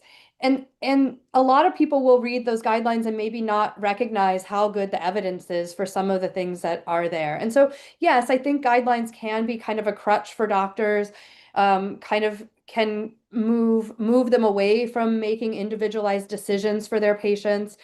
That being said, I also think that it's important to have those summaries because you only can do so much and you only can learn so much and you can only read so much. Most doctors who I know, most of my colleagues, we spend a lot of time when new guidelines come out talking about, and we do this for ourselves so that we don't fall back on that crutch, talking about things like, okay, here's this new guideline for one that I deal with a lot is uh, for CPR, because I do CPR on patients all the time in the emergency department. And there are a lot of guidelines on what medications to give during CPR and how fast should you give chest compressions and all these different things. And so every time a new set of guidelines comes out, I look at it with my colleagues and we discuss, well, why did they make this change? Where did this come from? And so what that ultimately results in is that, and I think that this is my responsibility as a doctor to do, and this is how I am a good doctor is that I don't rely 100% on the guideline. But for things that are not in my wheelhouse that I don't do all the time, like treating cholesterol, I might just read the guideline because I'm not treating people's cholesterol. And so that way I have some sense of it. If I have a patient that comes to the ED and I think like, oh, that guy probably should be on a statin, I can say to him, you might like, based on my understanding of the guidelines, you should maybe talk to your primary care doctor about starting a statin or a drug for your high blood pressure. But I'm not going to start it, but I know the guideline enough that I can kind of have a sense. Yeah. So like the guidelines have a real role, they're important, but also it's incumbent upon doctors to go deeper than the guidelines for the things that are part of what they do all the time. Yep. Good. Linda really likes Jared's quote, real markets and real prices would fix healthcare. That's from my Twitter profile, I think, right? Oh, there you go. Okay. Is it- She's impressed. All right. Mario says, is the enormous cost of healthcare in the United States a problem of supply or demand or both? Oh boy. So this is the Uwe Reinhardt paper, famously from a couple decades ago. We've been talking about it for that long. Well, so it's yeah, supply or demand. It's the prices in many ways, and the lack thereof. There have been a lot of debates over like whether do we really order more stuff than other countries, and when you look at that, it's not really clear that that's the case. And if we're spending more, if I mean, if what you're expenditure is going to be volume times price, right? And so that tells you what your national expenditure is. So if you look at our utilization, how many tests we're ordering and how many surgeries we're doing and that sort of thing, and how many patient visits there are, if they're not that out of line with other countries, then it must be the prices, and that is that seems to be the more of the culprit here. Which means that maybe we're that's a not allowing policy. supply and demand to work. We're not allowing. Yeah. Yeah. Oh, yeah. So it absolutely does come back to supply and demand in that sense, because we don't have like a functioning a functioning price system, really. Yeah. All right, Molten Splendor again. What is your opinion on the Joint Commission accreditation? I don't know what that is, so maybe you Okay, guys know what so that the is. Joint Commission now. It's not. Yeah. Yeah, here we go. Okay, so the Joint Commission is an accrediting body for hospitals. They may accredit other things too, but I work at a hospital, so that's how I Yep. know about them. They come by every now and then. Sometimes it's because there's a complaint, but other times it's just a regular scheduled visit, and they go through the whole hospital and they check records, and they like make sure that you don't have expired things, and they make sure doctors aren't drinking water in the patient care space, which, by the way, I drink water in the patient care space all the time, and when Joint Commission comes, I put my bottle of water in the drawer. You can tell on me if you want to, but I have to drink water in a 12-hour shift, Sure. and I only work in the patient care space, so I don't know what you want from me, Joint Commission. In any case, I think that there is a role for having groups that go to hospitals and say, like, this hospital is clean and this hospital is doing things that result in good patient outcomes, and this hospital is like gross and their pharmacy has like mold growing in it and you don't want to go there. Yep. But I think that those should be private groups, like the way that we have Consumer Reports magazine, and you can, as a consumer, can read those reports and say, I don't want to go to this hospital, I want to go to that hospital, because like the Consumer Report for hospitals said that there's mold growing in their pharmacy. Instead, what we have is one accrediting body. We maybe we have two, but really we have in like, because we have OSHA, there are sort of like other groups that kind of look at other things, but really we have just this like one accrediting body. And like we kind of, most hospitals to some degree fudge what's going on there. They just do. Yep. The same way that I put my water bottle in the drawer. Like I actually don't think my water bottle is putting patients at risk. Actually, most of the things that get fudged aren't putting patients at risk. But it's just like, you know, just to give an example though of something that kind of does. One of the things that Joint Commissions looks at is central line infections.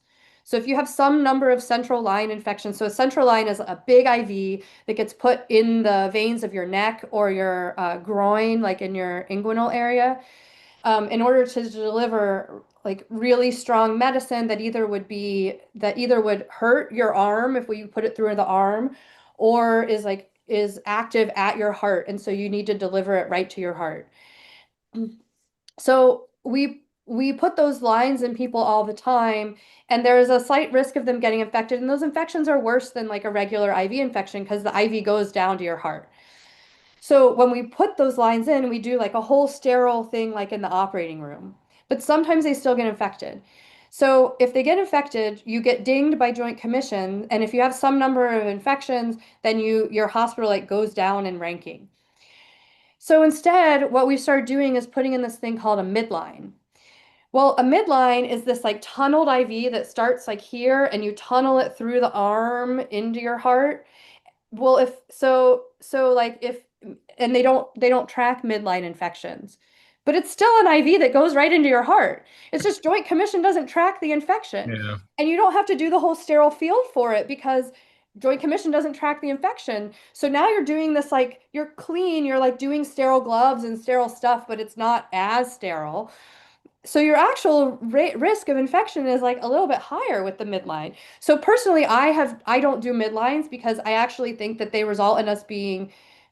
So the hospitals get annoyed at me because I refuse to do the midline because I know I'm doing a sterile line with the central line, and I think my outcomes are tracked, and I can look and see, am I having sterile line infections with my lines? But the hospitals are pushing us to start doing this other kind of line because JCO doesn't track it. Not because it's better for patients, not because it saves money, not because anything. It's just And that would go doesn't away track if there was real competition in doing the service, right? In rating hospitals. Yeah. Yeah, Yes. more good housekeeping, more underwriters laboratories, those kinds of Exactly. things. Yeah, yeah. Yeah. Yeah, and competition would drive out the stupid stuff Yeah. and keep the good stuff. And insurance companies would also Yep. look at hospitals and evaluate hospitals and Right. track these things and warn they probably wouldn't they wouldn't say, oh, we're not going to work with the hospital. They would go to their patients, their clients, and say, hospital X, warn them not to go to hospital Mhm. X. So let's say Linda says, I'll be 62 next month, and I'm considering taking Social Security that I've paid into since I was 15. Is this likely to affect my healthcare insurance? No. Oh, you should take No, Social no relation Security. between the two. Yeah. No, Yeah. no, not really. Yeah. Yeah. Although you get a better bang for your buck if you wait until you're 70 to take out Social Security. Yeah. Just Yeah. free Now, financial advice. I don't know. Maybe there's some sort of creative thing where you like take out more, or you wait and then you put it in an HSA somehow, or I don't know. Maybe there's something there, but Oh, there might be something there. Yeah, Yeah. that's interesting. I hadn't thought of that. I'd maybe ponder a little bit more on that. But yeah, no, off the top of my head, no, I don't think there's a real connection. Michael says, is Trump doing anything to deregulate healthcare?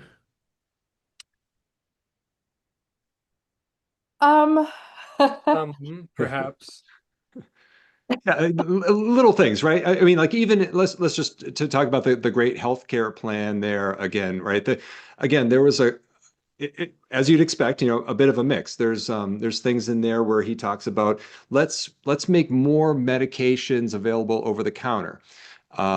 There might be something to that, actually. I'm actually not sure why he would need Congress to act on this. Or the whole thing is posited as I'm going to call on Congress to do this because that's actually an FDA kind of thing, unless what he's doing is changing the legal, like the statute standard, because the standard on that is it's supposed to be that if there's more benefit than cost of letting people self-administer, then you can do over the counter, and if it's too risky in some way, more cost than benefit, then it needs to be prescribed only. So anyway, he's like proposed to talk about that and maybe revisit that. So there's some good there. And we talked about HSAs being some good. Yeah, Colleen, what? It may be that that goes to pharmacists, though, that like maybe pharmacists will be able to prescribe some amount of medication, which would be fine, I think, also. Anyway, Yeah. sorry, But HSA. as you said, that nothing is actually moving on that, right? There's no actual legislation anywhere. Not that I can Um, find, Yeah. no. It was just a So, fact sheet that came out, What- which, by the way, like totally by surprise. Like I don't think anybody was expecting last Thursday, yeah. midday Thursday. Like all of a sudden, there's this announcement that there's a great plan, but it's really it's like a one pager, just a fact sheet. We haven't seen any bill. And we haven't seen anything from Rand Paul. Rand Paul's been talking about promoting some kind of free market healthcare bill, but nothing's come. Don't think so. I know he was involved. He actually came to campus over here a couple weeks ago, and he talked about he polled the audience on whether what was it? Whether SNAP benefits should be whether you should be able to like buy sugary beverages, right? With your kind of food stamp benefit, right? And there's a mix of Yeah. opinions in the audience. I mean that's one that kind of goes everywhere. You could have a endless debate about that. But like that's the only like health related thing that I know that he's currently working on. I mean, he's been good in the past on some Yeah, things, and yeah. but yeah, I don't know if he's working on anything right now. as far as I know, he's working on a health savings account Yeah. He was bill. doing something the first time that Trump came out with, we'll give this money to individuals instead of the insurance companies. He was trying to put something together around that. I don't know if anything came of it. Some of that language has appeared in maybe even the great healthcare plan. Mhm. But again, like Ray was talking about, like you got to be careful with that because it's like, why are we demonizing the health insurance companies exactly? And the other thing is like, how are you going to design that intervention, or if it's a repeal, if it's a really is a deregulation, then how are you going to design the deregulation so that so that the money really like somehow stays with the person? Because if you're giving it to the person so that they then go buy an insurance plan, that may or may not have any desired effect. Although I think it should be pointed out that even though this is just like a fact sheet, he had a similar fact sheet when he announced that, oh, I'm gonna lower drug prices by telling drug companies to charge only what they charge in other countries. And at that time, it was not at all clear how he was going to do that. But in the meantime, like he's like come up with his own like RX Executive order. site thing and like deals with I believe it's Pfizer or something on like some Couple of drug companies, I yeah, thought. exactly. So like if that's any indication, like we're gonna have like a deal maker in a chief go help us shop for insurance by bullying insurance companies. Yeah. Yeah, we have one deal at a time. I mean, what kind of yeah. So Yep. wouldn't call that deregulation. No. All right. Richard says, I had a great experience this month with heart ablation Hmm. and wonder about the sustainability of that level of care. My Medicare Plus supplement premium is $75 of my pre-Medicare, 75% of my pre-Medicare premium. Will seniors end up paying retail? I mean, maybe, but actually something like a heart ablation, like what you had, that's the kind of thing that prevents people from ending up having heart failure long term. So that's exactly the sort of thing that a health insurance policy would want to cover if you really had a long-term health insurance Yep. policy, because often it's for an abnormal heart rhythm or an arrhythmia, usually atrial fibrillation, and and people can live in atrial fibrillation, but many of them will have heart failure as a result of being in atrial fibrillation. And so this ablation prevents them from developing heart failure, keeps them off of medication that can be risky, does all sorts of great things, and it's like a one-shot procedure that often fixes all of those things. So, Great. like, this is a sort of thing that I think, you know, in a kind of rational world with good health insurance that was long term, a health insurance policy would cover that because of the impact that would have on your life long term and their expenses. They have expenses. Yep. Mm. All right, Neo, why does the American public view the current healthcare model as capitalist free market and want more of a Scandinavian style system? I mean, because that's what we've been sold, right? And you can really trace that history back when the AMA was fighting against the passage of Medicare, and even before that, they were fighting Truman's national health insurance bill. They were saying we're fighting for the free market, but what were they actually fighting for? They were fighting for a very particular arrangement between doctors and the insurance companies. Right after they went after uh, group practices, right?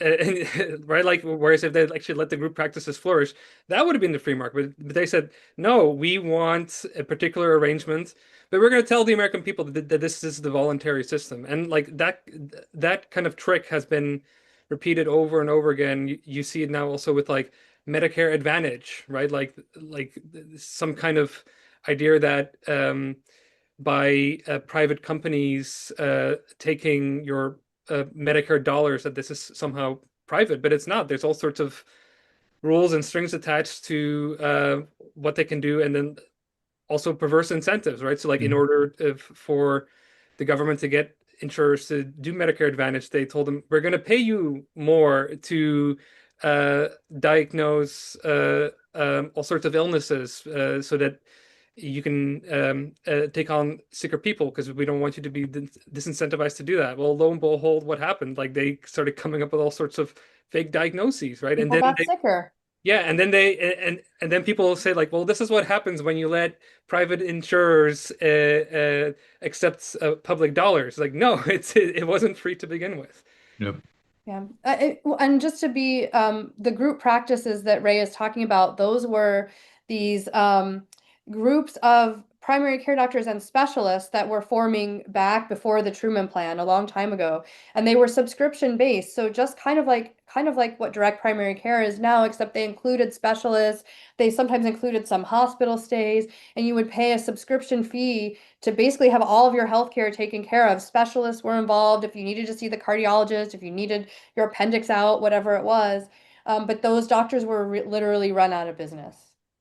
Yeah, so I think very often the concept of free market is used either to refer to the status quo or to some other preferred private arrangement which lets doctors or some other private interest group have a little bit more say about how the regulated system is run, as opposed to handing more over of it to the government. But that's not really a free market. Yeah, it's there's so many people just on the idea that if it's free and universal, that's government care, and if it's not, it must be capitalism, right? No, there's all sorts of Lots of gradations in between, right? Absolutely. Right. Enrique asks, I've moved to concierge medicine. The combination of primary and cardiologist is about 30,000 a year. Are there methods to find out which doctors are best fit for concierge or where I can pay cash? I think it's different for everybody, but most, when I was looking for a concierge doctor, I reached out to offices and most of them were happy to let me come and meet them and like interview them. Yep. And you know, it's a lot of money to pay $2,000, $5,000 a year. Ultimately, I didn't go with anyone because I felt like I could deal with all the little mini things myself. Like if I twist my ankle, I know whether I need an x-ray or not. A lot of stuff I can even just go to like the x-ray techs in my hospital and be like, hey, will you shoot this film and just let me look at it? And if something's bad, I'll register. Yep. So I didn't go with a concierge doctor, but I did interview several, and they were happy to set up times to meet with me for free. Good. Let's see, Molten Splendor. Are there any legislative efforts currently in the works to eliminate certificate of need requirements? Many, but that's a state by state issue. Yeah. So therein lies the challenge. Certificate of need, because I don't think it's come up today. I'll just define it real quickly. So certificate of need is basically like a permission slip that let's say a hospital or a facility of any type would be required to get from their state, usually like a state commissioner of some sort, They have to ask the state for permission to expand a service or open up a new wing or add some beds to a hospital or become a new provider of something. Sometimes you have to get it for like to add a specific piece of equipment like an MRI machine. And anyway, it's something that came into vogue a long time ago as this idea of, well, if we restrict supply, then aren't we restricting like overall expenditure? Of course, we talked earlier about like what that does to price if you restrict supply. But long story short is that a lot of states had certificate of need laws.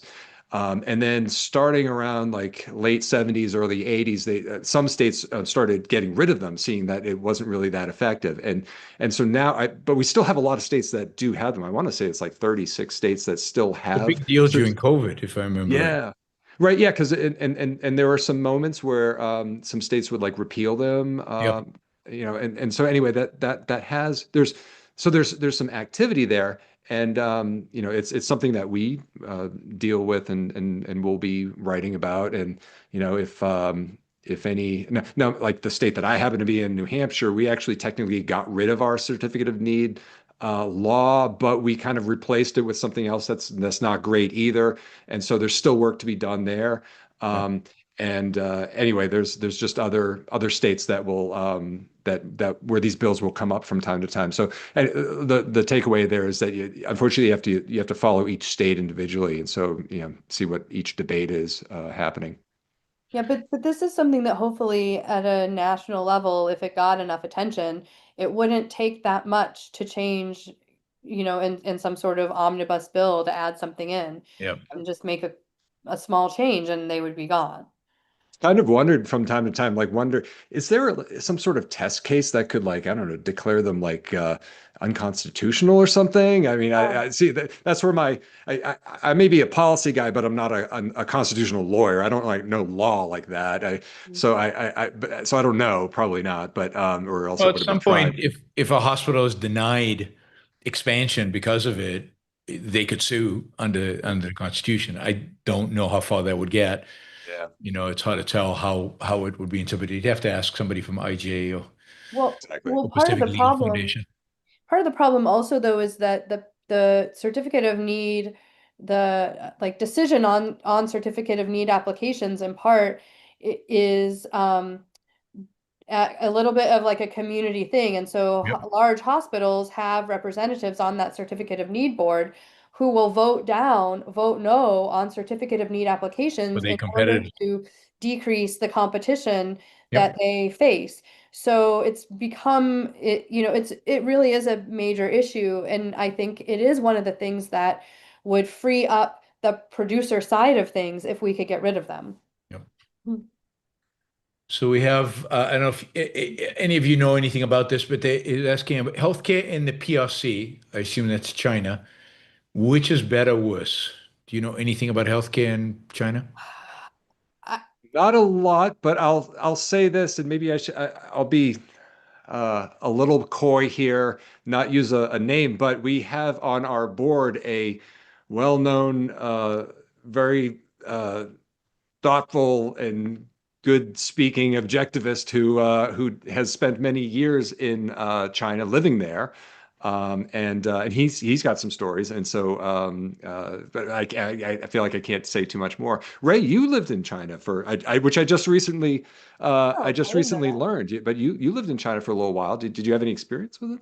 I mean, I was a young, healthy man, so fortunately I didn't have to engage much in that. But from what I do understand, there is more in certain cases, like if you go outside of the public hospitals, more direct pay, right? And maybe that might also have to do with different attitudes around Chinese medicine historically, that it was seen more as like compatible or similar to other forms of merchants and business, that's just like less of a taboo there. But what country were we contrasting this with? PRC? Yeah. Yes, the United States. Yeah. Yeah, I mean, generally the China has less welfare programs than we do, Yeah. right? The communist program in China is very low on welfare and redistribution of wealth and socialized medicine. You have to pay for stuff in China. There's a lot more. If you don't pay, you don't get treated. There's a Yeah. lot more of that in China than there's in the U.S. A Yeah. lot Although more I out will of pocket say, is my. Go yeah, ahead. although I will say, if there's any country that I would want to be in if I'm very sick and I know how to have good insurance, it is here in the US. Yes. All right, I think this is the last question. Mary Eileen says, my concierge doctor advised me not to sign up for Medicare Advantage because she couldn't refer me to the doctor she preferred. Any thoughts? I mean, I think this is sort of a problem across the board that, in the so-called private sector, doctors who take so-called health insurance only take certain insurances and not others. And so if you want to be able um to see a particular doctor, you have to either make sure that your insurance will pay for them by calling them. Don't look online because the list online is usually wrong or outdated. And you never know. They might not take your insurance today and they'll take it in a year, or they might Yep. take it today and then they won't take it in a year. There's no way to know. Um, This is a little bit different than like a narrow network kind of question, but sort of the same. And the one kind of add on I would say is that the development of narrow networks is a little bit yeah, I mean, in some ways you could think of it as like an innovation, but it's really sort of like an attempt on the part of insurers to rein in costs in some way because they don't really have a lot of other options. We've sort of taken away other options for them to design their plan in a way that they can that they would like and to address costs Yeah. and using other means. So it's hard. Great. Well, thanks, guys. Really appreciate you joining me today. Thanks. Oh, Jared, maybe you want to say something about where people can find out more information about. Yeah. Well, just in closing, yeah, thanks for having us on. This has been really fun. We've got a lot of things going on this year. It's going to be it's always a big year in healthcare, right? Everybody's unhappy, and Yep. we're going to be looking through to you know to shed some light on these issues. And no matter where you are in the sort of in your understanding of like health policy, I mean, it is a really complicated issue. But wherever you are in it, if you find the sort of high level analyses of topics helpful, that's great. We'll be producing that kind of stuff. If you're a policy wonk and you want to like follow us along while we testify on some bill someplace, or get way down in the weeds, we do that too. So it's the whole range. So whatever if you're genuinely interested in health, follow us. We're on centerformodernhealth.org. We've also got a Twitter or X account. And we look forward to connecting with everybody out there. Thank you, Yaron, again, and thanks to your awesome audience. Great questions, and Good. thank you, everybody. Thanks for Thanks, having us. guys. The rest of you, I will see you later tonight for a regular news show. And thank you, Colleen. Thank you, Jared. Thank you, Ray. I'm Thank you. sure I'll see you on the show sometime in the future. Bye, guys. Great. Thanks so